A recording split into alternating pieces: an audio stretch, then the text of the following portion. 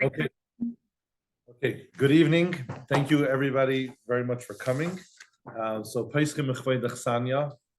we'd like to start off by thanking the Balkany family for hosting this share and for such a beautiful setup with all the delicacies. And thank you to all the fathers who are here, who are present, who joined us. It's very nice. So the purpose of this share is, it comes up every once in a while where a parent expresses the desire to have such a share, that they want to be able to learn with their son and they want somebody maybe to help them out. So it was always an idea. We actually did it a few summers ago in the summer, not during the school year. We did it like in the summer for the fathers that their wives are upstate anyway, they could come. It was I guess somewhat successful at the time. But people weren't as motivated because it was during the summer and the kids weren't in school yet. So this year we decided to try to offer this year during the school year. And the purpose would be tonight to try to cover the Gemara that the classes learned in Elul and Tishrei. And, you know, if there's an interest and the Chaver who are here want to continue, then like a week after Sukkot, we could do another one. And the goal would eventually be to be ahead of the Talmidim.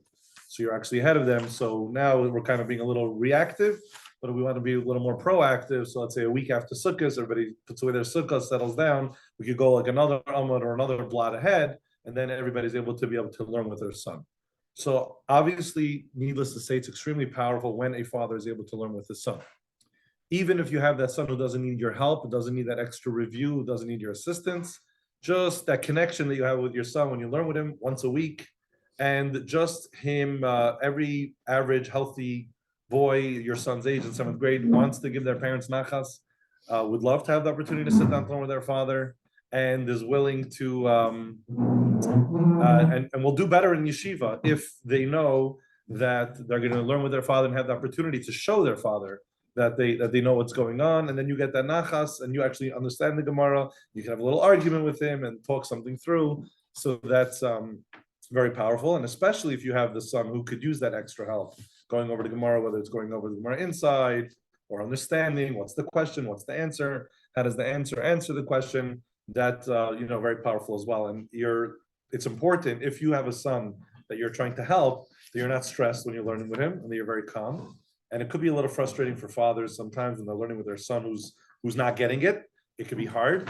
And if you don't know the Gemara well, it's only adding to your stress because you don't know well enough. And you're trying to look at the art scroll and you're frustrated that he doesn't understand it. You're trying to help him. You yourself don't really understand it. So you're not really doing anybody a favor. But if you're well prepared and you learn it and you know it, then you're able to, really be able to be there for your son. So that's the purpose of tonight's share. And of course, I want to again reiterate for everybody who just joined, we really appreciate whoever came. Thank you. And thank you to the Balkanies for hosting so graciously. So before we actually start learning Perek Hasocher, we'll give a little akdama where we're holding. So Perek Hasocher, there's actually 2 Perek Hasochers in Maseches Bava Metzia that we're learning. So therefore, to differentiate, one of them is called Hasocher Umnim, and one of them is called Hasocher as Hapoilim. It's 2 prakim later. I'm sorry, it's the next parak, I believe. Hasocher Umnim and Hasocher as Hapoilim. Hashoil is 2 prakim later. It's the parak that we do the second half of the year in 7th grade. So we find ourselves in the middle of Maseches Bava Metzia. So we'll just give a little akdama where we're holding, what we're about to learn, and then we're going to get into it. So, as you know, Rabbi Nasi, who composed the Mishnah, he divided the Mishnah into 6 sudarim, and one of them is called Seder Nezikin. Seder Nezikin is the one that has all the Masechtas that deal with damages, liabilities, your responsibilities when you owe somebody money, somebody owes you. Nezikin literally means damages. Within Maseches Nezikin, the first 3 Masechtas of Seder Nezikin, the first 3 Masechtas are Maseches Bava Kama, Bava Metzia, and Bava Basra, which literally mean gate number 1, above is a shar. The first gate, the second gate, and the third gate. First gate, the middle gate, and the last gate, if we want to be literal, right? 1, 2, and 3, first, middle, and last. Now, really, these 3 Masechtas were once called one big Masechta. So it's in Seder Nezikin, but it was called Maseches Nezikin, and it was a huge Masechta of 30 prakim. But then it just got divided into 10, 10, and 10. Maseches Bava Kama, Bava Metzia, Bava Basra. But it worked out really nicely that there's actually a pretty general difference to Maseches Bava Kama, Bava Metzia, and Bava Basra. Maseches Bava Kama primarily talks about actual damages. When your ox is going to gore somebody else or another person's animal, if your animal is going to eat up somebody else's field, if you're going to dig a pit and somebody's going to trip, if you're going to light a fire, all those damages called Shiur, Keren, Bayer, Mava, Aish, all the real damages that, or if a person damages somebody else, that's primarily in Bava Kama. When your possessions or you damage somebody else or their possessions. Bava Metzia primarily deals with when you have a relationship with another person and you should have been more responsible, or there's an agreement with another person and something went wrong. So Bava Metzia will deal with, if I found something that belongs to you, now I have a responsibility to take good care of it and to return it to you. So while I'm watching it, or could I keep it? Could I not keep it? Is it yours? How long? How well do I have to take care of it? Bava Metzia will have, so that will have, of course, like Perek Metzias. It will have also, if I'm mafkid, if I asked you to watch something for me, if I rented something from you, if I borrowed something from you, and it's going to also have if I hired you to work for me. And that's this parak that we're learning. Hasocher so umnin means workers, is going to talk about, if you hired workers. And, so we had a deal and the deal wasn't so clear. That's how all disagreements happen, when the deal isn't 100% clear. And now there's a disagreement. Who's right, who's wrong? That's primarily the focus of this parak when you're working with dealing with workers. But just to finish the Hakdama, Maseches Bava Basra, which is the third part, the last part, the last 10 prakim of this Maseches Nezikin, primarily deals with when you have a shutef, your partner, or there's a Yerusha, so the brothers have to split it up, or if you're neighbors. So that will be Maseches Bava Basra. We'll have that kind of relationship. So the first one is like straight up damage. The middle one is borrowing, lending, watching, renting, all that, working. And the last one is much more like we own something together, we own a property together, we're neighbors, we're partners, we share Yerusha, and how to deal with any disputes or anything that come out of that. So in Maseches Bava Metzia, which is the part that we're learning tonight, we're learning Perek Shishi, called the Seicher's Umnin. The previous program included Eil Metzios, was Perek Beis, that's famous, the kids learned that in 4th grade, and that's about lost objects, and Perek Hamafkid, which is all about, if you gave something to somebody else to watch, if it's Mechina, Shemusachar, that was Perek Shlishi. And Perek Shishi, the 6th Perek, is Perek Hasocher Umnin. Just a few more general points before we go into the actual Perek that we're going to learn. So, there's 2 terms for workers, and there's also 2 types of workers. So, one word is umnin, which is the name of this Perek Seichas umnin, and umnin means literally means you rented workers. A uman is a worker. A uman could also mean like a professional worker, like a craftsman. He's like a uman, like he knows what he's doing. And payalim also means a worker. So another Perek is called the Seichas of payalim. Now, in general, there's 2 types of workers. There's a worker that's either called a skir yaim, which means he's rented by the day or by the hour. It means it's by time. And there's a kablan, or a worker is hired to do the job. And we always have like those kind of workers. Like if I go to the cleaners, I don't pay them by the hour. I say for a suit, it's like $11 these days. So a suit is a kablan. I give you $11, you clean my suit, right? Most people who have a cleaning lady at home, you're paying her by the hour, not like clean my house and you're good to go. Every hour costs X amount of money. So that would be a skir yaim versus a kablan.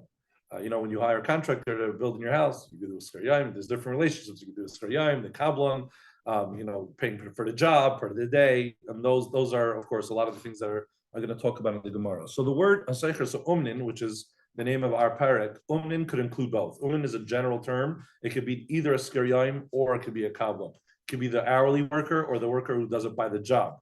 Payalim, which is not negated for today's Gemara, but just that general akdama, Hasocher, so payalim is, payalim specifically means a skir yaim. It specifically means somebody who's working for you by the hour.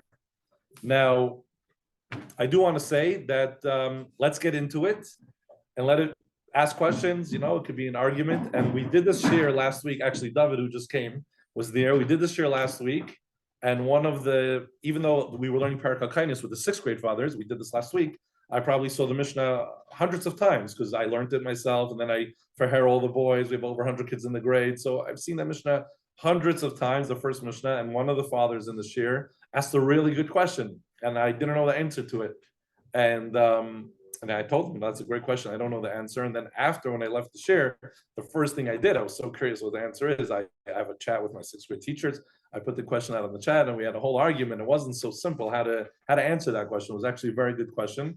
So I'm ready for that tonight, maybe, also when you teach, it forces you to bring out a deeper understanding and to make it clear and to explain it to others. And if anybody has a question or wants to understand the point better or challenge anything that I'm saying, Adrabah, and if I'm able to answer and explain it better, that will be great. And if not, I'll have to get back to you. But certainly this is not everybody has to sit there so quietly. We could all get involved. Now, I do want to give a general hakdama about how a Mishnah works. It's a nice thing to do in general, but for this particular Mishnah and Gemara, I think it's so important that we do that. So we're going to get into that right now. So every single Mishnah has two things that you see in the Mishnah. Every single Mishnah has this. It has the case and the din. No matter which Mishnah you're going to look at, it has that. It has the case and the din. So let's say Sukkot is coming up. Let's use an easy one. So everybody knows Sukkah Shehi Gavai L'Mayla Meser Mama Psula. So what's the case? You have a sukkah that's over 20 amas tall. What's the din? It's psula. In that case, there's actually an argument, Rabbi Yehuda's machshir. So there's two dinim, because there's two opinions. There's the Tanna Kamma's opinion, but every Mishnah will always have a case and have a din. Rarely does the Mishnah provide the tam. Rarely does the Mishnah provide the reason for the din. Like why in that case is the din such? The Mishnah doesn't do that, and that is the Gemara's job. And that's what most of the Gemaras are usually spending a lot of time trying to understand the reason. Like my time, what's the reason for this din? Now, very often when we start getting involved in the reason ends up affecting the din and it ends up affecting the case. And these things can be reclassified, clarified, assigned in this particular situation, because only then does the din make sense. So sometimes when the Gemara says a din, you look at the Mishnah, it sounds like, wow, this is the din. But then the Gemara says, hey, this din doesn't make sense. Why should the din be such? And the Gemara will say, oh, the Mishnah was only talking about in a certain case. It was only talking about on Fridays, or it was only talking about on Shabbos, or it's only talking about a kid. And all of a sudden, this din became very, very limited. It's looked in the Mishnah like this was this general big din, but the Mishnah didn't tell us the reason. Once we learned the reason, we actually understand the case of the Mishnah better, that the Mishnah was only talking about in a certain scenario. Once we understand that the Mishnah is talking about a certain scenario, the din only applies in that scenario. In a different scenario, the din would be different because the reasoning would be different. So it's very important to understand that every Mishnah has a case and it has a din. And once we try to understand what the case is and what the din is, we want to understand the tam. They could all affect each other. Sometimes the Mishnah itself, the Tana itself, will say his reason in the Mishnah. Usually it won't. In today's Gemara, we're going to spend a lot of time on the first case that we're about to learn in the Mishnah. We're going to spend a lot of time trying to understand the case and the din and what exactly the case is, because something is not going to be so easy about understanding this din, even though when you learn it, it looks so simple, but we're going to have to understand all the details of the din, and this whole Amud of Gemara is basically spending time doing that, and I hope to accomplish the whole Amud, and if anybody has any questions until now, speak up. If not, let's get started. One last Akdama, Rashis are very important, and a lot of what I'm going to explain in today's shiur is directly from Rashi, and the boys in class do learn Rashis, and we want them to. But in today's shiur, because of lack of time, I don't think we're going to be able to do the Rashis inside. Maybe once in a while we'll jump into Rashi. But if we skip them, it's not because they're not important, chas v'shalom, or unnecessary, adar. It's all coming from Rashi. So we'll start. So the Mishnah starts off as follows: If somebody rents workers, bihitu zeh, and the worker, they fooled each other. It means either I fooled the worker or the worker fooled me. Somebody fooled somebody.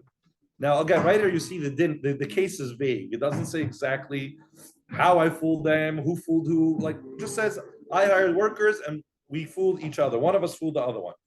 So then the din is ein lehem zel ela tarumas. The only thing you can have in this case is you can have good complaints. In other words, no one's going to be chayav here. No one's going to be responsible here, but you're going to have a legitimate complaint. You're going to have a right to complain. Now, it sounds funny, like I need the Mishnah to give me a right to complain. I can complain when I want, right? So you actually can't complain when you want. You're not supposed to have a kpeda and complaints on somebody else for no reason. But in this case, the Mishnah is saying you have a really good complaint. Like you're not going to actually be reimbursed or paid, whatever this dispute is, but you have a legitimate complaint. And it would be nice, I guess, if you work it out, because it's not good to leave off with complaints. So the case is that if I rented workers, we fooled each other. One of us fooled the other one. We only have complaints. That's the first din of the Mishnah, which is today's Gemara is going to be on the din. But of course, let's learn the rest of the Mishnah. Socher, I'm sorry? Based on the wording, looks like they fool each other. Yeah, we're going to get to that. That's the Gemara.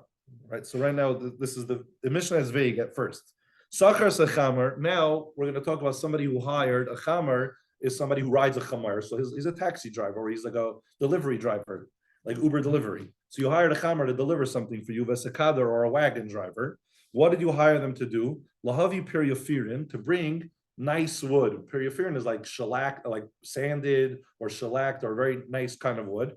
Why do they bring periofirin? To build a cheer for a kala, or v'chalilin, or to bring a flute, lekala lemes, to bring it for a kala to sing at the wedding, or by levayas they had a minig also that they played music, obviously sad music, and to bring out a different kind of emotion that's at a levaya. So you hired, so let's say there was a wedding taking place in this town, or a levaya taking place. So you call this chamar, you call this kadar, and you say, I need you to go to the next town, I'm hiring you. We need this today. The levaya is this afternoon, the wedding's tonight. Please bring over this wood, please bring over these flutes. And it's a timely matter. And if the guy doesn't do it, if he right now backs out on you, you're messed over, because you can't do the wedding, or you can do the wedding without a cheer. It's not, you can't make it up right now. So Sachar Sachamer v'Sechad Lavi Periofirim Chalim Lakala the Mace, or Upayilim Lahalois Pishtanim and Amishra. So the way pishtan grows, which is like flax seeds, it's I never really dealt with it, but it's in a very hard shell, and you need to soak it in water. And then at a certain time, it's ready that you take it out of the water, and then you're able to separate the seed from what it grows in. And it's important that you don't leave the pishtan there. Like when it's time to come out, it's time to come out. And you hire these workers, lahalis pishtanim and mishra, to take the pishtan out of where it's soaking. Or the Mishnah now gives a general case, v'chal davar sha'avad, any case that it's that there's a loss. In other words, I hired you to do something, but it's very important, it's timely. It's very important that this thing happens today. But if you don't do it today, you're it's not just okay, so you'll cut my grass tomorrow, you're actually messing me over in some way. Whether it's financially, or you ruin my wedding, or you ruin the levaya, or there's a financial loss, like in the case of the pishtan, it's not going to be good. So and now the workers, v'chazru behen is the term in this masechta when workers back out. So v'chazru behen, and the workers backed out. So right now you're stuck. You're the guy who hired this Uber, you hired this kadar, you hired this kamer, you hired the guy to take the pishtan, or any case you hired somebody to do a timely matter, and now the guy backs out on you. What are your options right now? What is the Mishnah going to pass? And what could you do? So the Mishnah says as follows: if there's no other available workers to do this job that you hire them to do at the regular normal price that they were hired, there's no, sometimes you go on Uber, no drivers available, stuck. There's no regular avenue, no regular method. Say, hey, they backed out. Let me call the next worker. There is no other workers, and now you're stuck. So what are you allowed to do? Soicher alehem. You could go and hire workers for above the going price for a more expensive rate, and it's alei, and it's these guys who backed out on you, who messed you over. It's going to be their responsibility. So let's say you hire them to do a job for $10, and now there is no one else available to do for $10, but for $15 you could find someone. You're allowed to go hire someone to do this for $15 because that's timely. And the $5 loss that you had, because now you have to pay $15 instead of $10, those $5 you're able to legally, halachically bill those original workers to pay those $5. Or what you could do is, you could fool them. You could tell those workers, you backed out, you know what? I'll give you $20. You offer them double. And all of a sudden they come to do the job because you fool them back into doing it. And now when it comes time to pay, you only have to pay them the original real price because they have no right to back out on you. And right now you couldn't find any other workers. You're allowed to fool them into it and then pay them only what you originally made up. Fine. That is the first part of the Mishnah. Now, if somebody hired workers, and in those days, were there a point of change of value of pricing, inflation, etc. They gave the prices price change for during the day, even sometimes. Yeah. Inflation went up. We can't handle the work at that rate anymore. Yeah, so that we're gonna have that right now. We have it right now, right over here, exactly. So somebody who hires workers, and over here Rashi says we're talking about the kablan. Like I hired you for a set job. I'm going to give you $100, and you're gonna, you're gonna do a certain job. You're gonna mow my lawn, and here's $100. It's not for per hour; it's for the job. $100. You're gonna take care of my garden. And then what happens is v'chazru b'hem, and the workers backed out. So now yadam ala tachtaina, because the workers backed out, they have the lower hand. And if they have the lower hand, it means that the Balabayas has the upper hand. So how would that play out? What does it mean that they have the lower hand? So it means as follows: that if I hired workers for $100 to mow my lawn, and the workers, let's say, do 50% of it, they do 50% of it, and now they quit in the middle of the day. They say, you know what, we're not finishing this job, but they did 50% of the job, and now I need to hire people to finish the rest of the job, and the price went up in the middle of the day. So, and it's going to cost me $60 to do the second half. So right now I could hire workers to do the second half for $60, And the workers who backed out of me, I only pay them 40, even though I hire them for $100 to do the job, and they did 50% of the job. They maybe want $50 now. I don't need to give them $50 because if they're gonna have I'm gonna have the upper hand, they're gonna have the lower hand because they backed out. So if right now it will require for me to have $60 to pay for somebody to do the second half. I'm gonna pay that guy $60, get the job done. I only have 40 left to pay them. I'm only gonna have to pay them 40, $10 less than they would have wanted. Another way that I could have the upper hand and they have the lower hand, let's say in the middle of the day, the price went down. So right now I hire them for $100 to mow my lawn. They do 50%. And then the price goes down. I'm able to find somebody for $40. So right now there's $10 extra. So they may say, we backed out in the middle of the day. You were able to finish the job for 40. You hired us when it was a still expensive rate. You give us $60 and you pay the new guys 40 because they agreed to do the second half for 40. No, the owner has the upper hand. So in this case, he'll save $10. He only has to pay them 50%.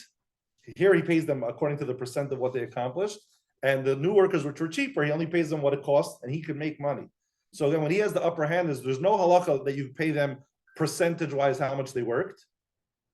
And you always get to choose how to pay them. If to finish the job, it's going to cost you more money, then you just pay them whatever you have left in your $100. And if to finish, if you pay them percentage-wise, it turns out that you're going to save because you're able to get workers for cheaper now, then you're going to pay them percentage-wise. Isn't the whole purpose of a contract for a comp law is to prevent the price fluctuation? Yeah, but these guys backed out of middle. So middle of the day, if the price would fluctuate, they're meant to finish the job and they're still supposed to get only $100, but they actually quit midday for whatever reason. Yeah, but the owner, why could he back out? He didn't. We're talking about where the workers backed out. The owner cannot back out. He cannot. He cannot. He cannot. We're talking about here a case where the workers backed out. Now we're going to have in a minute where the owner backed out, but where the workers backed out, they have the lower hand. The owner always has the upper hand.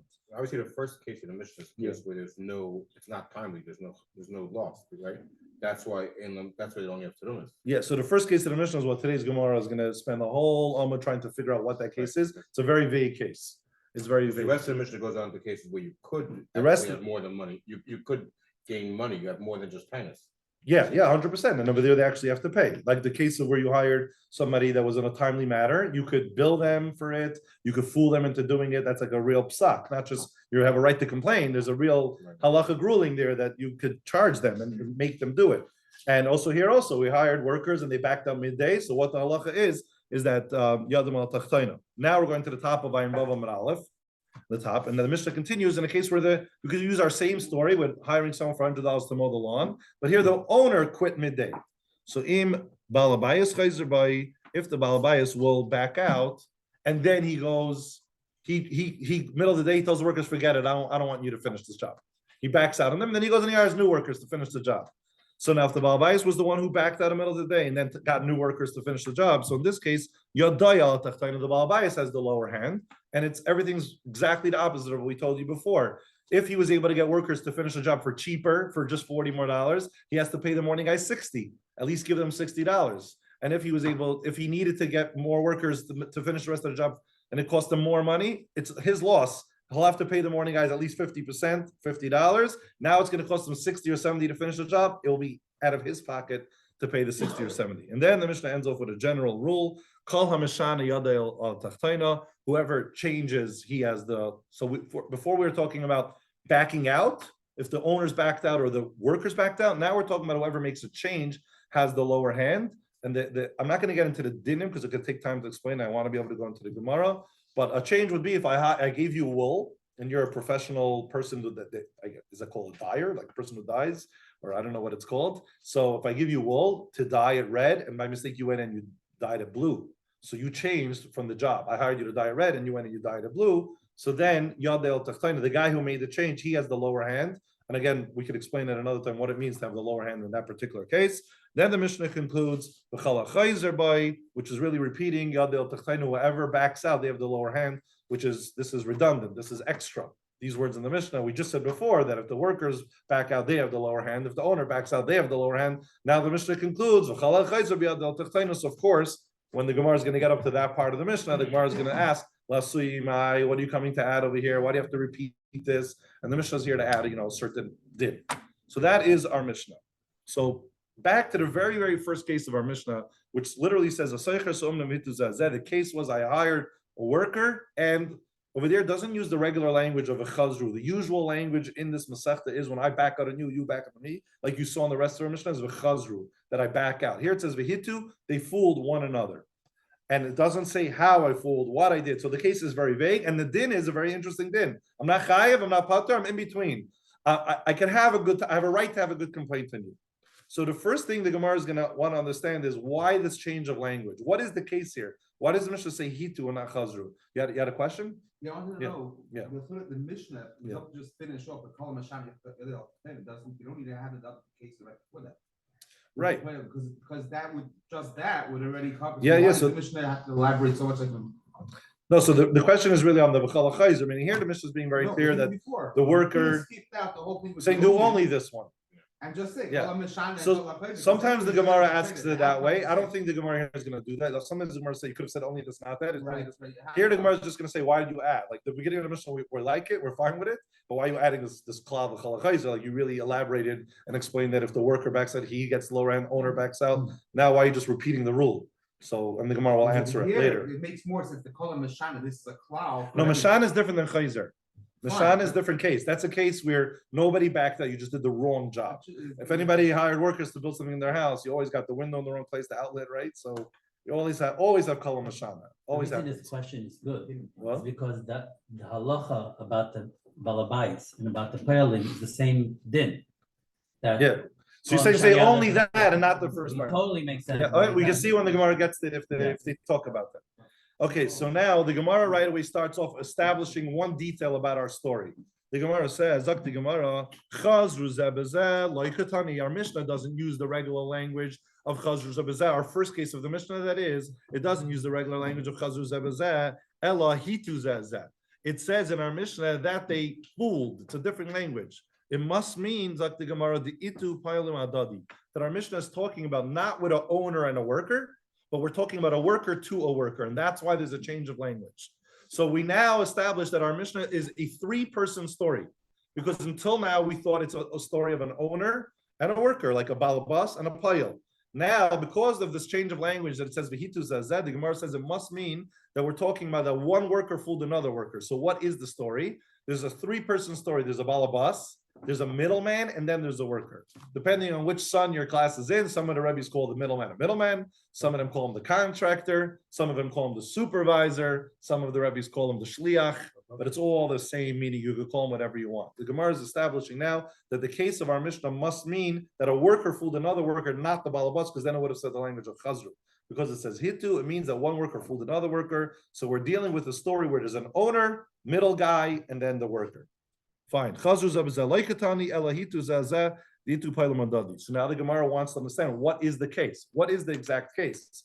And we're going to suggest some cases where you see like one worker fooling another worker, which those cases might be beautiful cases, and the din might be a very nice din, but it's not our Mishnah, because right now we're in a very unique position. We have a very unique case that is a case of one worker fooling another worker, and we have a very unique din. The din is that you only have complaints, not chayiv, not pater, only have complaints. The Gemara is right now going to try to navigate this. Like, if you want to say it's this case, that's a beautiful case, but in that case, the din would have been chayiv. If you want it, so it's not our Mishnah's case, maybe it's a good case, but it's not our Mishnah's case. If you're going to want to say it's this case, that sounds like a very nice story, but in that case, it would actually make sense, and the halacha would be that you're pater. So that's a beautiful story, a beautiful thing that you could add to your Shulchan Aruch. It's not our Mishnah's case. We're going to have a hard time finding, it's going to take us a little while to find what is the exact case that our Mishnah is talking about with all the details. What was the going rate in that city? What did the owner say? What did the middleman say? What did the worker think? And why it should be a case that the halacha is not chayiv, not pater, but you have complaints, somewhere like in the middle. And we're dealing with workers fooling each other.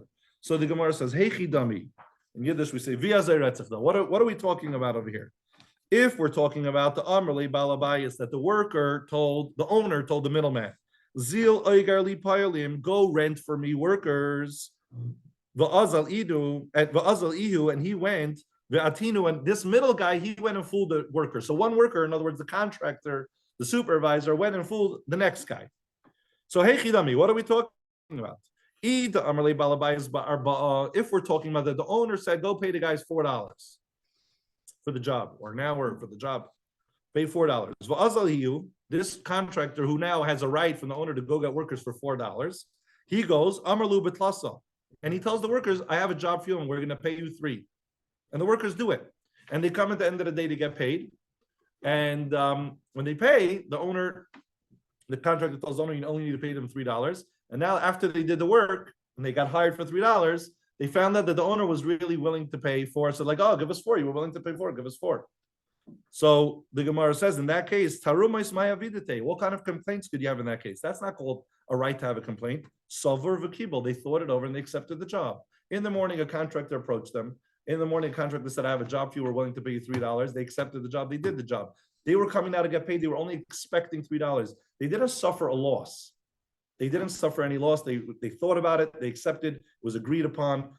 And they were coming to get paid and they were only expecting $3. If they would get $3, everything would be good. Somehow it slipped that the owner was willing to pay 4. So In it's that not that he's case, giving a $4 to the No. broker, no, to he's the not. worker. He's not. Just the He's not contractor getting- went, the I got you. contractor- he's I not got getting a you commission. workers for cheaper. Nobody's getting that extra money. Exactly. I wouldn't But change in it. that case, it can be the case of our Mishnah.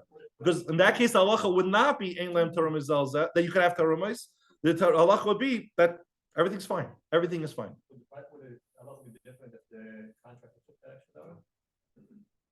If the contractor is like stealing it from them, Not stealing, he's like. I don't think so. Because again, these workers, yeah, If he's allowed to do Well, that. he's like the guy that Right. bought them from Home He's Depot. stealing. So he's making $1 on each one. He's stealing because he's getting a low quality worker. if it ended up being lower quality because of that. If it's low Yeah. quality. but if it's Later, low the Gemara will quality- talk about higher quality. These things are all going to come up in today's Gemara. But for now, we're not talking about where the guy gets the money. Basically, I found you workers, but you're paying. So they come to the Balabas to get paid. At the end of the day, he pays them 3. He was actually about to pay them 4. He finds that he needs to pay them 3. He pays them 3. They want to now be, they could be, obviously, they have a complaint, but that's not called that the Mishnah allowed. You didn't lose anything. This is what you agreed to work for. Sover v'kibel. Sover means you thought it over. V'kibel, you accepted the job. Whatever you thought you're getting paid, you got paid. Too bad. No complaints. So that's why it's not our Mishnah. So it can't be the case of our Mishnah where the Balabas said 4, the middleman said 3, and now they're upset. It can't be. Sover v'kibel. Why can't he So have that's a what we're complaint? holding. It's mini What? sarevas. A little bit of a complaint. That's not called a complaint. That's not considered a complaint. Yeah. Yeah. Later, the Gemara will change their mind about this. We'll see. Oh, yeah. We'll get to the Mitzvah Shem. Fine. So the Gemara now says, let's suggest otherwise. The Amar lei balabayis betlasa. The owner, the balabas, told the shliach, the middleman, go get me workers for 3. Va'azal he went to the to outside Home Depot where the workers are hanging out, and Amarlu, he hired workers and he promised them 4. So he told the workers a higher price, something that the balabas never intended to pay. So if you want to say that's the case where he fooled one worker, fooled another worker, we need to still understand what's going on here. Hey chidami, what's the case? If when he hired them, he said, I take responsibility to make sure you're going to get paid. So he was clear with them that he's a contractor and he's hiring them to go do work in someone else's house. But he told them, I'm hiring you for $4. It's my responsibility. He added those words. So if that's the case, then this middleman actually needs to pay from his own money that $4 because he took responsibility. So it can't be the din in our Mishnah because our Mishnah, the workers don't get paid. They have complaints, but they don't get that $4.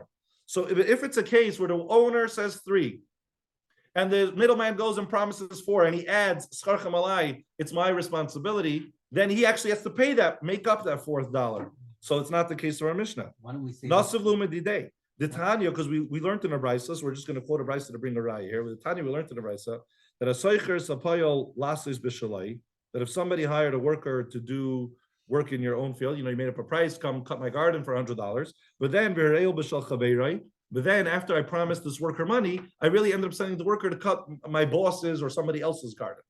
So then the halacha is this guy who hired, he has to pay, even though he ended up sending the workers to do work for Chaim, for somebody else. The worker hired them, and he made believe that he was hiring them for his own job, and he took responsibility. So the middleman in this case is an unwanted middleman. He wasn't appointed, but he is a middleman. The halacha in that brisa is that he has to pay in full. Then later it says that this middleman is able to go to Balabas and make him pay at least what he gained. In other words, your garden needed to be cut. I just did it for you. I paid the workers. Pay me what the value of cutting your garden is. It's not like you get to gain that. So that's a detail in the brisa that's not the important part for us here. But the important part that we're bringing out from this brisa is that when a middleman goes and hires workers and takes responsibility, he has to pay up. So if this middleman said 4 instead of 3, and he said scharchem alai, he's actually going to have to pay 4. So that can't be the case in our Mishnah. So here's where the Gemara comes to the first answer. The Gemara says, "Loi, it's not talking about in a case where he said Scharchem Alai. We're almost there. Like he got a lot of details right. We're talking about one worker fooled another worker. We're talking about where the owner said 3 and the middleman went in and said 4. But not that he said Scharchem Alai. Tzricha, our Mishnah is talking about, we needed our din in our Mishnah in a case, the Amar Luhu, Scharchem Abalabayas, where he said clearly, I'm hiring you to go to do work for somebody. It's for $4. He's responsible to pay you. And he added that clearly removing the responsibility from himself. So in that case, the Gemara is going to say, this is the case of our Mishnah. This is what the Gemara is about to settle on this. And this is the case of our Mishnah that where one worker fooled another worker. The owner said 3, the middleman said 4. He told him clearly 4, but not my responsibility. You're going to go to the Baal Bais to get paid. And the Baal Bais never said 4. So the Baal Bais is not going to pay 4. He's going to pay only 3. But these guys have a very good taina because the worker misled them and he told them 4. So they have a very good taina. But the middleman is not responsible to pay because he didn't say Scharchem Alai. He said clearly Scharchem Al Baal Bais. But then the Gemara asks, if that's the case, we have a problem. Let's go look at the going rate. Because if the going rate was 4, then the owner should still have to pay 4. Because the brisa that we just learned a minute ago, we saw that after the middleman went and paid the gardener who did the work, later he could go back to the owner to get from him whatever the value was. So if the value was actually 4, then the owner is going to have to pay 4 anyway. And if the value was 3, then why should the workers have a taina? Because 3 is the going rate. They were promised 3. Yeah, They were but promised 4. they didn't have a loss because 3 is what they would have made that day. So the fact that the worker came and misled them and told them 4, and maybe they were excited and they thought they're making extra money today, so they're not getting that extra, but they didn't take a loss because the going rate is 3.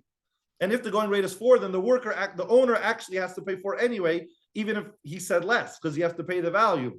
So we thought we landed on a good case here of where the owner said 3, the middleman said 4, but he said clearly Scharchem Al Baal Bais, it's not on myself. But now we're stuck. Let's look at the going rate. Whatever the going rate is, that should actually determine the outcome of this dispute. So frak the Gemara, let's see how much workers are paid for, how much workers get paid in this town. If they get paid 3, then there's not even a good taina because 3 is the rate. They lost no money. They made when they woke up that morning, they were planning to find the job for $3, and they made that job. And if the going rate is 4, the Baal Bus is actually going to have to go and pay 4 anyway because that's the value of the work that was done. So I still don't understand our Mishnah, that it's not 4, it's not 3, you could get tainas. So the Gemara Loi, we're not talking about a place that has a set rate.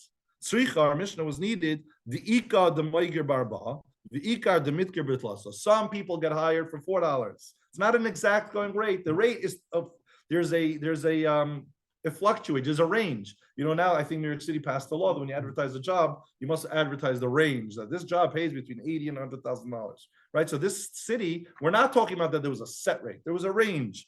The range was some people do it for 4, some people do it for 3, and here they have a good taina. The Amri Lei, because the workers are going to taina to this shliach who misled them. Ilav the Amr Slom Ba'arba, had you not told us 4, Tachinon Mitagrinon Barba, we would have worked harder. And we would have walked around more and knocked on more people's doors and specifically tried to find the owner who is willing to pay for it, because half the owners in this city do pay for it. The going rate is 4 or 3. So when you came to us in the morning and you told us 4, but you made it clear that it's not your responsibility, it's the owner's responsibility, you got us excited to do this job because we found the higher rate of the range.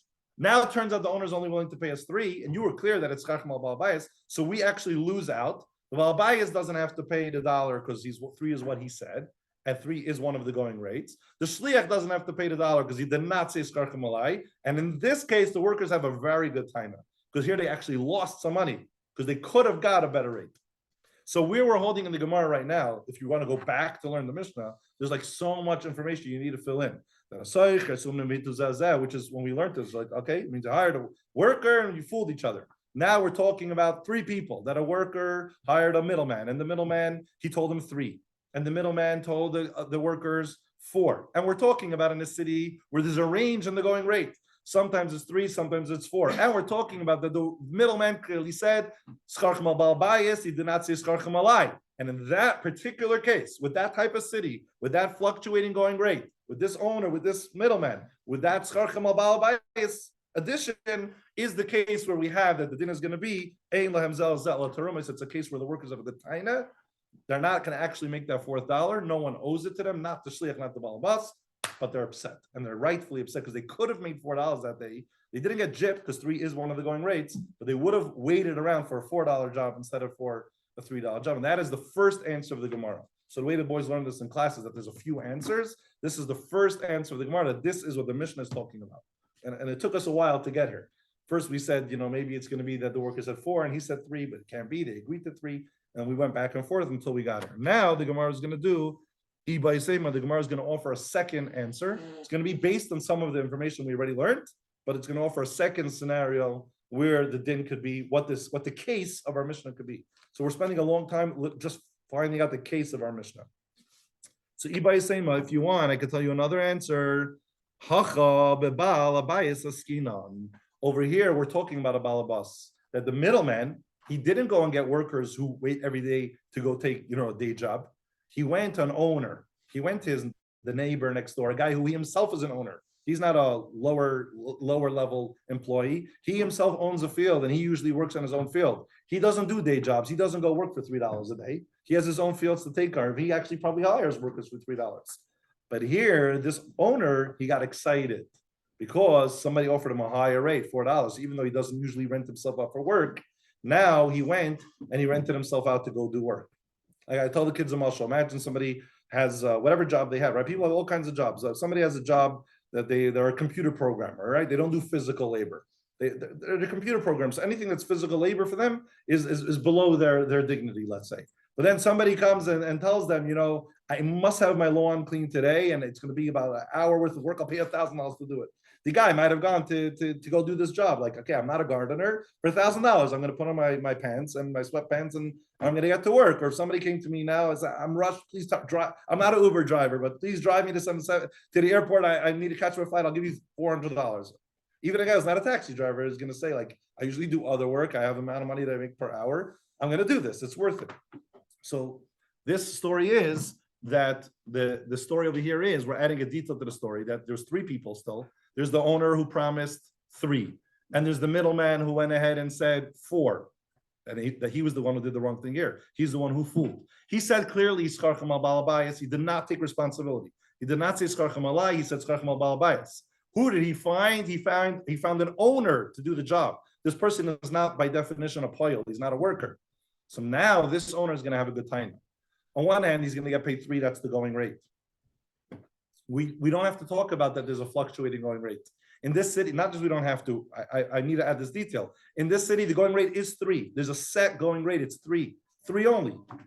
So this Balabas got excited. Somebody's offering to do a job for 4. 4 to 3 sounds a little, but it's 25% more, right? It's a lot. So it's like, imagine a $300 job, and somebody offers you 400. It's a lot more money. So this Balabas got excited, and he went and he did the work. Then it turns out that the owner never said 4. He only said 3. And 3 is the going rate. And he didn't lose it. He wasn't gypped. He was just misled. So that's the case where it's tarumas. He has a taina on the shliach, on the middleman. The shliach is not responsible because he said Tzchach mal Balbayas. Balbayas only has to pay 3. 3 is the actual real going rate.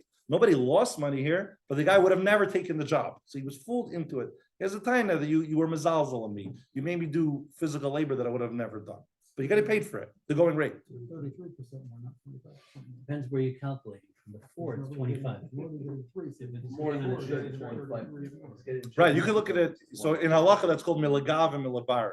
When you do like a fifth, when you steal from hektish, chaimish, you have to pay chaimish. So usually if you steal $100, you have to pay chaimish. You think you need to pay 120 because 20 is a fifth of 100. But really in halacha, chaimish means the amount that you're going to add is going to end up being a fifth. So you have to pay $25 more because then 25 is a fifth of 125. So you have 25, 25, 25, 25, and 25 more. So there's 2 ways. But based on your question, 2 ways how to look at it. 33.3% more. No, Even yeah. better. So it's both correct. You could call it 25. He got gypped 25% because he thought he was getting $4. Correct. Right. Yes, exactly. We didn't go from 3 to 4. Right. Okay. So you can look at it both ways. Yeah. Fair enough. The only benefit of this case over the first one Mhm. is that it's not a fluctuating rate. It's not a fluctuating rate. Even though it's So- more of a unique case. Right, it's a very unique case, and that's what our Mishnah is talking about. We're literally limiting our Mishnah to a very specific case. But over here, there's no loss. We can understand why the guy is not getting paid because the going rate is 3. The worker owner promised 3. 3 is the going rate, so no one took a loss here. You got fair market value, but I just would have never done the job. So I got fooled into it. I'm upset. Why does according to both things, why does the guy he openly lied to the workers, like, why does he just get off just terumais? Because he says clearly, Because of what, because he didn't say. yeah, he said clearly he's I didn't karchim al sign a ba'avayis. personal Yeah. guarantee, you know. it's Now like- again, if you want to be an upstanding person and you want to, you should. The reason why the Mishnah tells us that there's tarumos because you don't want people to have kindness in you. It's not in a good place to be. You should try to rectify that. Maybe pay them. You're not No, but responsible to pay it them, sa- it but you sounds- should be mepayas them. You got to work it out with them. You don't want to end off with this. Yeah, but it sounds like he did more than just terumais. Yeah, it sounds, but Yeah. it's very specific when he was responsible and when he's not. So let's do that second answer inside. Iba Yisema, or Iba Yisema, it's about the middle of the page. The last word of the line is Ema. Iba Yisema, if you want, I can tell you another answer that really we're talking about there's a set rate and it's 3. And it's the same story where the owner said 3 and the worker went and said 4 and he said Schachim al Balabayas. But who did he find? Hacha, we're talking about the Balabayas skin and we're talking about that he found the Balabas to do the job. The Amrulay, so the Balabas has this following complaint. Had you not told us that you're going to pay us 4, have a zila banilsi latguri, it would be a zilza for us to get ourselves rented out. We would have never done this job. We are property owners. We're not workers. We would have never done this job. Or the Gemara says now a third answer. The Gemara says a third answer, or if you want, I could tell you, we're talking about workers. So we're going back to the way it was the first answer, not this fancy case where you hired an owner who's a property owner. We're going back to regular pilim, guys who do day jobs. And we're talking about pilim. And in this particular case, there's a set rate, no fluctuating, no range. There's a set rate of 3. That's the story. There's a set rate of 3. But what happened was, I'm going to say it outside and we'll do it inside. The workers say, because you promised us 4, 4 is a lot more money, right? It's 33% more.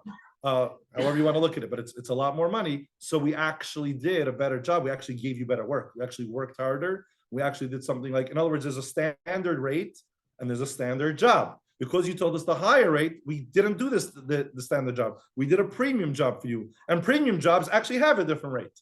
So because you told us 4, we didn't just say, oh, wow, this guy's willing to overpay. We understood that because you're paying premium rate, we're going to give you a premium job, and we gave you a premium job. So you owe us the money. So that's what we're talking about. So the Gemara is going to say, if that's the case, so then they're right. If it's a premium job, pay them premium. Let's go see the work. If it was premium, pay them premium, because that's what they deserve. And if it was lower, pay them lower. What? Then there's a change in the fees. So That what? have a valid time. Meaning the Balabas said one thing and then they came. Right, but L'Poyel, he got a better product, and the halacha is that if I gave you a better product, even if you didn't hire me, you have to pay the amount that you had. Remember, I had that brisa before. So it also has to be determined. You don't know if it's necessarily 3 or 4. So they assume that because the going rate's 3, you promised us 4, you're overpaying. We're gonna do a better job.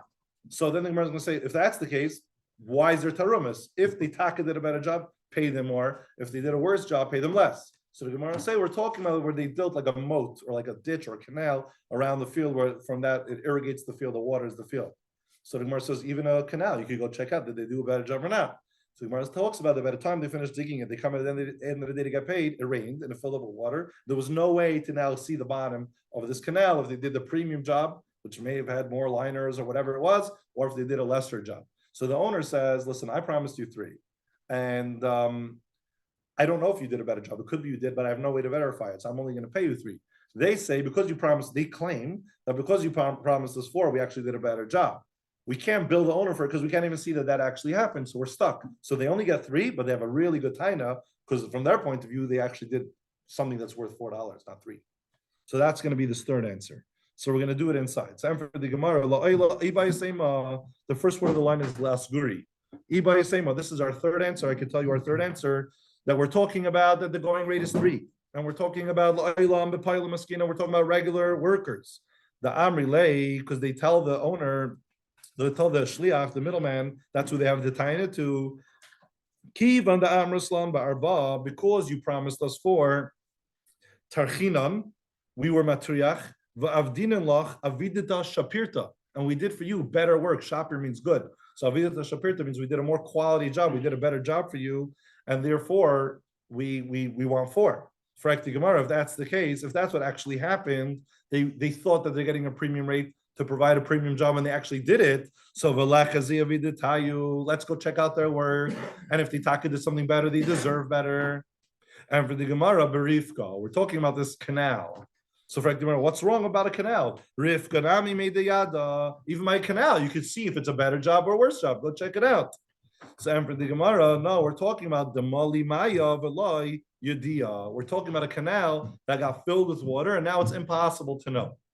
So because we can't know, we have that argument. The owner says, I promised 3, and I only asked for a lesser job. I only want to pay you 3. You claim you did a better job. I would have paid you if I could see, but I can't see. Sorry, you're not going to get it. But they have a very good taina because they sweated that day. They worked a lot harder and did a better job. So that's our third answer. So they have to complain the following day if the water drains out. Technically, I guess, if the water would drain out and they could go see how good of a job they did, then they could come and demand it. Ibai Sema, now we're going to go for our fourth answer.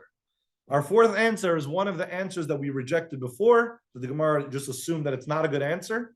And now the Gemara say it's absolutely a good answer. So our first thing that we suggested was not where the owner says 3 and the worker goes and fools and says a higher amount. Our original thing that we did in the top of this page was we said that what might be the case that the owner says 4. And this middleman, he fooled the workers and he only promised them 3, right? He fooled them. He's cheating them. But the Gemara said that's not even tarumas, because if they took a job for 3 and they accepted a job for 3 and it's a normal rate to get, then everything's fine. So it's not even tarumas. It's not just no one has to pay them the $4. They don't even have a right to have a complaint. So we didn't accept that as an explanation for the case of our Mishnah. But now the Gemara is going to say it is because of what you were all tiding before. Now the Gemara is going to actually agree with that. That they could listen, why did you have to do that to us? This owner was willing to pay 4. So you got us to agree for 3, and now we only 3. But don't you agree that you caused us a loss? He was obviously willing to pay it. You had to cause us a loss. You had to be stingy on our cheshbon. This owner was willing to be a little bit generous. So because of you, we lost out. And Gemara's going to quote a pasuk that you shouldn't cause other people to lose out. Al-timna toiv me'va'olav means don't withhold good from somebody else. So this shliach did what the pasuk says not to do. He was timna toiv me'va'olav. He held back good from these workers. These workers could have made 4 because of them they only made 3, so they have a taina. No one owes it to them, but they have a taina. Now you may ask, and the Mepharshim ask, maybe look at it the other way. Maybe this guy, this middleman, he saved the balabayas because he saved the balabayas money. So maybe he was being the Mekayim, the pasuk al timna type of olive. He was helping the balabas save money, but we can't say that because the balabas was obviously willing to pay 4. He said, "Go find me workers for 4." These workers, they're the ones who lost out because they took a job thinking that they're getting paid 4. Now they're getting messed over, and they could have actually made 4. So they're the ones who are being hurt. Even though I saved the balabas money, he didn't ask me to save him money. The workers are the ones who really got messed over. So the workers are the ones who have a taina. They weren't expecting to get paid 4. They were expected to pay 3, right? No, they were expecting to get paid 3, but now correct. But at the end of the day, they find out that the owner was really willing to pay 4, so they're only going to get 3, but they're upset, and they're rightfully upset. But the owner was a loss. The guy tried helping the owner. He somehow it slipped that the owner was willing to pay 4. Yeah. The owner was a boss. He was trying to help him. Or he was maybe just a generous guy and willing to pay more. Guys in the yeshiva who used to get paid by yeshiva like $100 to clean the challah pot, and they would pay some to give $50 to do it. And That's different. That's subcontract. Why does the Gemara bring the option that the worker is making $1 on them? That would make sense. Because then it's either stealing or it's a Not stealing. What was then it say would the make- whole case? What would the case be? The case would be the Yeah. fact that the worker did not advise them, let's say broker is supposed to advise, he's making a commission on it. Lifnei relates to Michel, one of the halacha says he's supposed to disclose to someone, I have a reason that I'm doing it, I'm making a commission in the middle. Okay, this guy So- wasn't. Yeah. But the tachlis is, the fact, that why wouldn't the Gemara bring a scenario that he's actually making $1 on them and he didn't disclose it, and therefore they have a taina against him that Maybe in that case he actually owes them the He's dollar. not allowed to do that. What? Okay, we're talking about a guy has a worker. He's like, do me a favor, go out to the line and get me some more workers, and he just decides to say the wrong thing. It's like the employment agency, they mark it up. That everybody knows. Yeah, that's legitimate. Contract. So let's do this fourth answer inside. Or if you want, we could go back to our original thing that we suggested on the top of the page. La'ilam, let's go back to the case which makes in a way the most sense. In other words, where the owner was willing to pay more and this middle guy didn't promise more, he promised less. So he got in the way here. La'ilam, the Amrli Balabais Barba, the main owners promised 4. Vazaliu, the middleman went, Amrlu Betlasa, and he went and he told them that he's only going to pay 3. Right? And now the workers are upset because they find out later that they could have made 4. But we say they don't. Before we said they don't have a right to be upset. So the Gemara says, "Udika amrit," and this that you told me, Sava Rakibil, that the workers thought it over and accepted to work for 3. Nevertheless, there's a complaint, even though they agreed to work for 3 and they're getting their 3. There's a complaint. The Amri lay because they tell the Shliach, "Leslach al timna toy ba'alav." You don't hold of this pasuk. You shouldn't withhold good me ba'alav. You withheld the possibility for us to make extra money today. So we know we don't have this. You don't owe it to us. But we have a tie-in on you that we could have walked away with an extra $1 today and we didn't. And that itself, that is enough of what our Mishnah means that you could have arumais. The structure of the Mishnah comes out very interesting. Comes out like weird because like the first case is the most uncommon. Timta that came out exactly. Then the next it goes on to something that's more common, which is much more common than the timely thing. And then it finally was into something which is much more common, which is anybody that changes, anybody that comes on a code, which usually you would start with the claw. Saying the structure of the Mishnah or the answers in the Gemara? The part of the Mishnah, Yeah. based on the answer of the Gemara. So the first case is It's a very unique case, very limited right, case. and then it moves on to much more common cases. Yeah. Usually you would start with the call and the Well, a lot of times when you open a Masechta, the first din is like, when it goes, like the Summa is Potter, like you never even told me that I'm Chayiv. That Rabbeinu Kaddish wrote the Mishnah, a little cryptic sometimes, very short-handed, and I don't know the reason for that. But often you find that like it's, and if you learn Perek Haminiach, for example, so it says, Haminiach is a Kabbalah Shusarabim, I'm walking on Kingston Avenue and I put down my box in the middle of the way, somebody else comes and trips in it and breaks it, he doesn't need to pay me. So the Gemara says, why don't you have to pay? The guy should have looked where he's going. So the Gemara says, oh, the Mishnah is only talking about a guy who put down so many boxes that he blocked the whole Rosh Hashanah. So the guy the only way he was able to go through was by climbing over the box. Then it broke by accident. That's why he's putter. So it changes the whole story. Really, according to that, there's 4 answers in that Gemara. But according to that answer, really, and someone comes and trips it, that person is responsible to pay because you have no right to trip in other people's stuff. You're in Rosh Hashanah. Watch where you're going. The only reason why the Mishnah said Pater is because we changed the case to be Memali Rosh Hashanah Kol Chavis. It's unique, but that's one answer in the Gemara. That happens all the time. Eventually, the Gemara there suggests different answer, 4 answers in total. But you have, I'm just bringing that as an example that you have that the Gemara will very much the Gemara will do a hachab b'ma'askina, which means what our Mishnah is talking about only in this and this and this case. And the Mishnah now looks completely different. You got to go back after you learn the Gemara and relearn the Mishnah. It's a different Mishnah. It actually really is. So up until here, we gave 4 answers to explain the first line of our Mishnah. Now, we're going to end this here because I want to keep it to an hour. I want to keep people longer than they expected. Later, over here in the top of Daf Ayin Vav Amud Beis, there's going to be another Iba Yisema. There's going to be another Iba Yisema. So that's really like our 5th answer. And we're going to change the Mishnah completely. So it's going to be a whole new meaning to the Mishnah over there on Ayin Vav Amud Beis. But in between, the Gemara right now is once we're talking about where I promised you 3, you promised me 4, you said Scharchem Alai, Scharchem Al Baal Bayis. So there's going to be a whole question about where I hired workers and I told them a certain price. And the workers, they responded to something interesting. They said, we're willing to work for whatever the owner promised. And now there's all shaila about that and a whole raya. It's actually a little bit of a complicated Gemara, so it'll take probably 20, 30 minutes to just go through that. But just so you know what happens next. What happens next is the Gemara is going to talk a little bit of the halachas of where there's a shliach hiring a worker, a middleman hiring a worker, and how to go about that. Then the Gemara is going to return to our Gemara and give a 5th answer, another Iba Yisema, about how to learn our Mishnah, and then the Perek will continue. So really appreciate everybody came. Yeah, well, any one of these could be the conclusion. Meaning all these answers are viable. They're all ways to learn the Mishnah. No, Yeah, the Rambam, no. That's what the Rambam will do for you. Eventually, And Mirza Hashem, like about a week after Sukkot. So the goal of this year is to maybe do it about once a month, but eventually to be ahead of your son is in class as much as possible for at least most of the classes. Right now we're behind. Most of the classes are already past where we got up to. But if we do this again a week after Sukkot and we do another Amud, we might be tied. And then we a few weeks later we do another Amud or blot. We can maybe get ahead. So then you could always sit down. What did you learn in yeshiva today? And you already know it, and you're able to have the conversation. And either he teaches it to you, or you're teaching it to him, or you're just learning together, and you can have that beautiful experience. Again, thank you to the Balkanies for hosting so beautifully. Let's daven Ma'ariv. And thank you everybody for coming. Yeah.